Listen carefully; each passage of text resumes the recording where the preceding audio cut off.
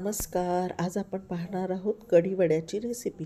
कढीवड्याची recipe करण्यासाठी सर्वप्रथम कुकरला बटाटे हे 5 ते 6 शिट्यांमध्ये उकडून घ्यायचे आहेत. साहित्य खाली दिल्याप्रमाणे आपण पाहू शकता. वड्यासाठी मी एक मसाला तयार केला आहे, तो म्हणजे धणे, जिरे आणि बडीशोपची पूड तयार केलेली आहे. ती खाली दिल्याप्रमाणे आपण पाहू शकता.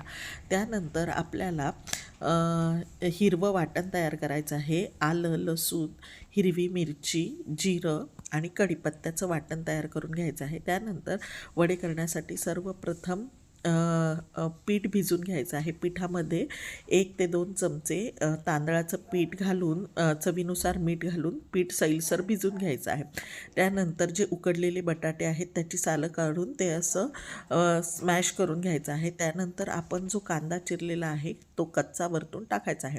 आता भाजीसाठी फोडणी तयार करतो आहोत. त्यासाठी साहित्य खाली दिल्याप्रमाणे आपण पाहू शकता. फोडणीत आपल्याला जे हिरवं वाटण आहे ते घालायचं आहे आणि जी धने, जिरे आणि बडीशोपची पूड केलेली आहे ती घालून आणि थोडंसं चवीनुसार मीठ घालून व्यवस्थित ते सगळं मसाला तो परतवून घ्यायचा आहे. त्यानंतर लास्टला हळद टाकून मसाला तयार करायचा आहे. त्याच्यानंतर जे आपण बटाटे स्मॅश करून घेतले आहेत त्यावर थोडंसं लिंबू, साखर आणि चवीनुसार मीठ टाकून जो मसाला आपण परतवून घेतलेला आहे तो त्यात ॲड करून व्यवस्थित भाजी हाताने स्मॅश करून तयार करून घ्यायची आहे. खाली दिल्याप्रमाणे आपण पाहू शकता. त्यानंतर कढीसाठी आपल्याला खाली दिल्याप्रमाणे साहित्य आपण पाहू शकता. कढी करण्यासाठी सर्वप्रथम ताकामध्ये 2 ते 3 चमचे डाळीचे पीठ मिक्स करून घ्यायचं आहे आणि कढीसाठी आपल्याला फोडणी तयार करायची आहे. खाली दिल्याप्रमाणे आपण पाहू शकता. फोडणीमध्ये जे हिरवं वाटण आहे ते 1 ते 2 चमचे घालून व्यवस्थित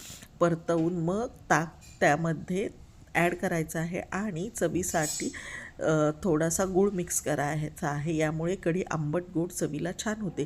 मीठ आपल्या चवीनुसार आपण घालायचं आहे. अशाप्रमाणे कढी दिसेल. त्यानंतर जे आपण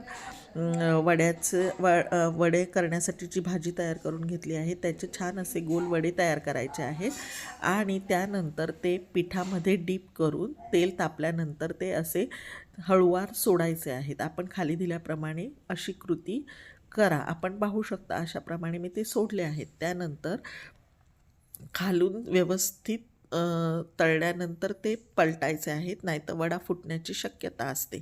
व्यवस्थित खालून भाजल्यानंतरच वडा परतायचा आहे. खाली दिल्याप्रमाणे आपण पाहू शकता. अशा प्रकारे छान असे वडे तयार होतात आणि ते कढीबरोबर आपल्याला सर्व करायचे आहेत. लक्षात ठेवा, पीठ जेव्हा आपण वड्याचं तयार करतो तेव्हा चिमूटभर सोडाही घालायचा आहे. अशाप्रमाणे आपली रेसिपी